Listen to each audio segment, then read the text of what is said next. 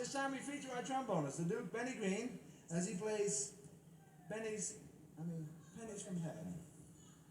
Thank you, Charlie Ventura. I'm the Jazz and Blues audiophile. How are you doing out there? Right now, I'd like to talk in this episode of a great recording, again, that was done in 1949 by the great Charlie Ventura and his Bop For The People septet. That's what we're hearing in the background, of course.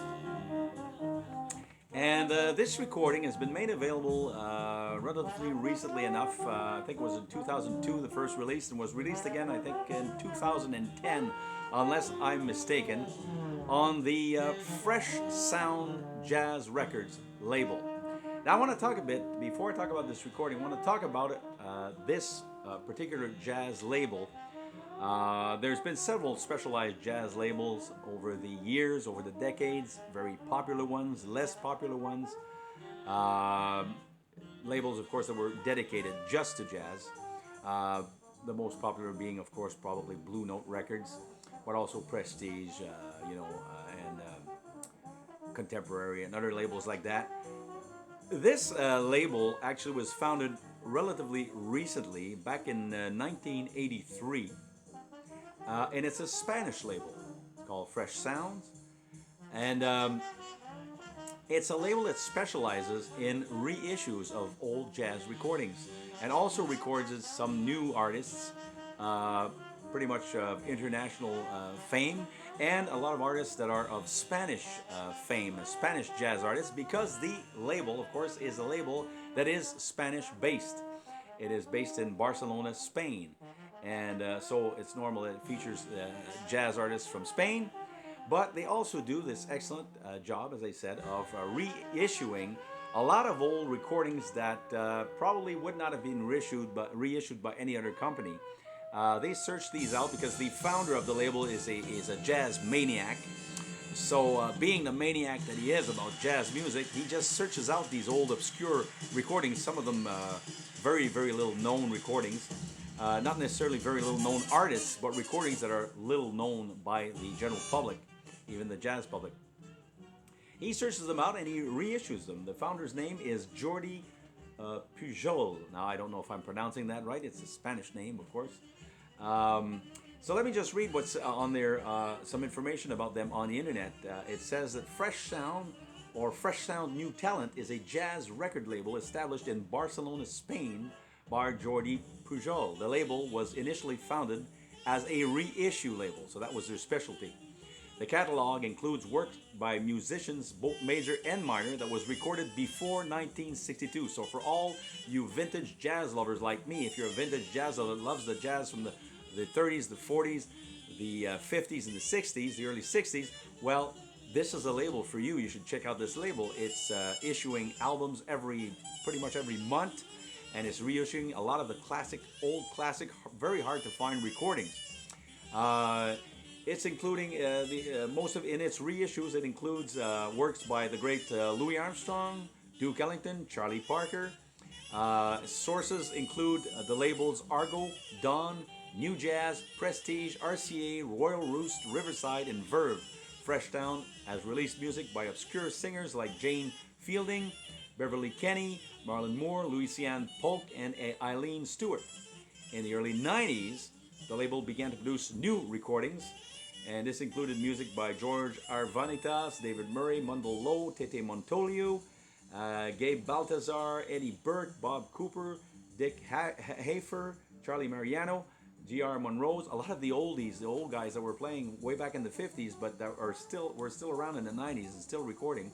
Well, this label recorded them. So it's a very, very interesting label. If you go on their website, freshsoundrecords.com, you will definitely see a lot of their reissues and a lot of great classic jazz recordings. So I can't recommend them enough. This is a label I just recently discovered. I had no knowledge of their existence, and discovered them while browsing on the internet, and discovered some of their fine albums, some of the fine albums that they are offering. And one of the great albums that I discovered that I want to speak about today, and I want to suggest and propose to all you jazz fans out there, or you beginners getting initiated with jazz, This is a live recording that was done in 1949 by the great Charlie Ventura, which is a jazz tenor and baritone saxophonist.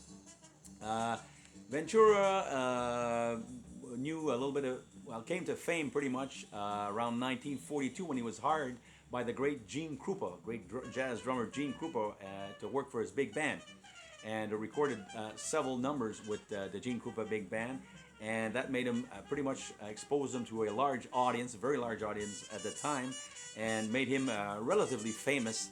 And after a couple of years, I don't remember exactly how long he stayed with Krupa, but after a while he left Krupa, of course, and formed his own group. And he started playing a lot of bop, because we know that bebop was very popular, starting in the mid 40s, when was shortly after it was created by the great Dizzy Gillespie, Charlie Parker, and Miles Davis, and Max Roach, and the like. So Ventura were very much interested in the bop fashion, and the trumpet you're hearing in the background here, listen to that.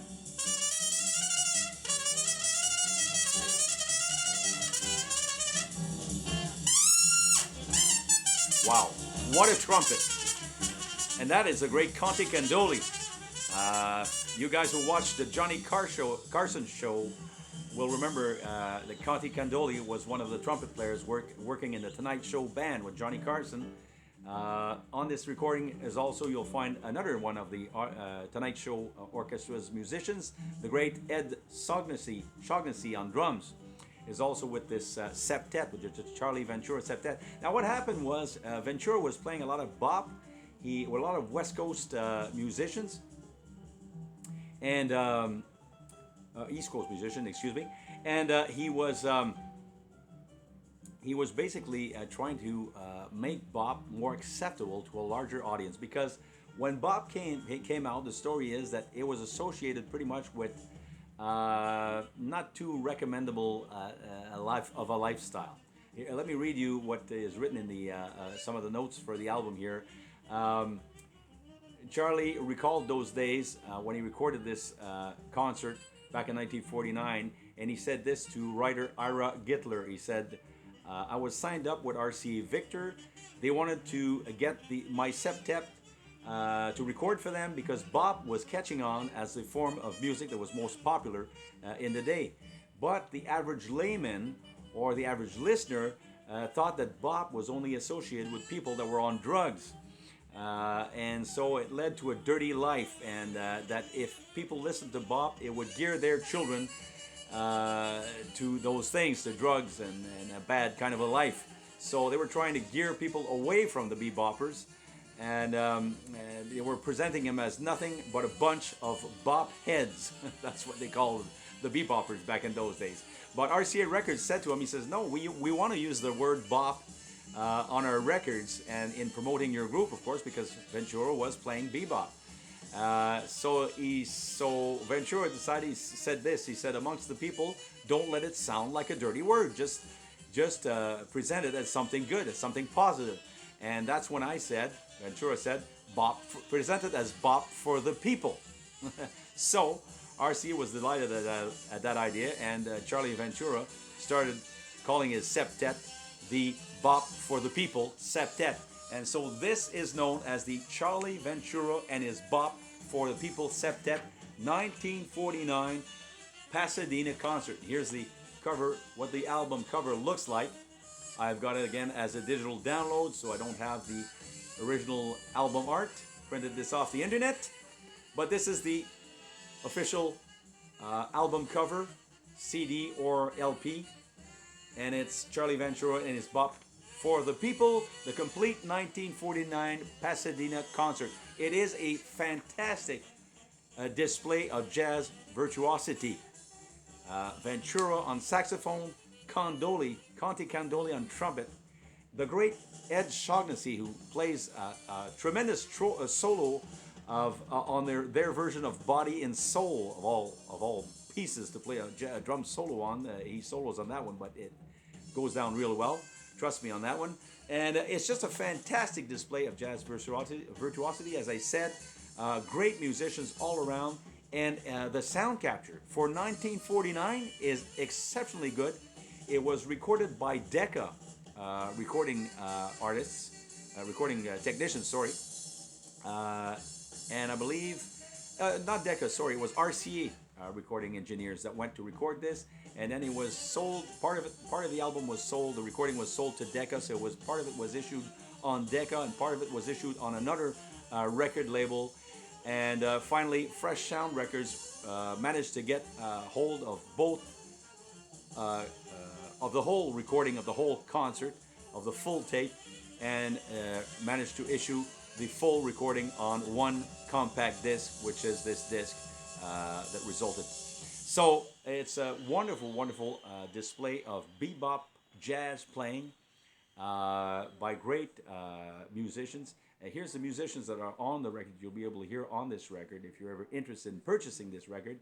Of course, the leader, Charlie Ventura, on tenor and baritone saxophone. Conte Candoli on trumpet. Benny Green is on trombone. Boots Mussolini is on alto and baritone saxophone. Roy Kroll is at the piano. Kenny O'Brien is on bass. And Ed Shaughnessy, I don't know exactly how to pronounce his name, on drums. And there's also Jackie Kane on vocals. You can hear her in the background here. And it's just, as I say, it's a wonderful display of great jazz bebop playing in a live setting. Absolutely wonderful sound take for 1949, wonderfully recorded, excellent sound quality for the period, and highly recommended recording, probably almost impossible to find on vinyl today as the original issue on the Decca records. And if you ever find the original Decca issue, you would only get half the concert, or part of the concert anyway. So on this, if you go to Fresh Sound Records and get the LP from Fresh Sound or the CD, well, you're getting the full thing. You get the full concert, and it's wonderful playing, as I say, as you can hear in the background here. Wonderful jazz musicianship. So this is my recommendation for a great, forgotten great jazz performance of 1949. The great Charlie Ventura and his Bop For The People septet, the complete 1949 Pasadena concert. So, once again, this has been my recommendation for this episode. If you like these little recommendations I make, these little presentations of jazz albums, well, don't forget to subscribe to my channel. Go down below and find that subscribe button and click on it, and you will be notified immediately. You'll see in your selections that I have a new video out when they come out. And if you want to leave a comment, go ahead and leave a comment below. I enjoy reading your comments, your criticisms, or whatever, and I most often reply. So until next time, I'm the Jazz and Blues audiophile, telling you to, as you know, jazz on. Listen to some great jazz, and we'll talk to you later.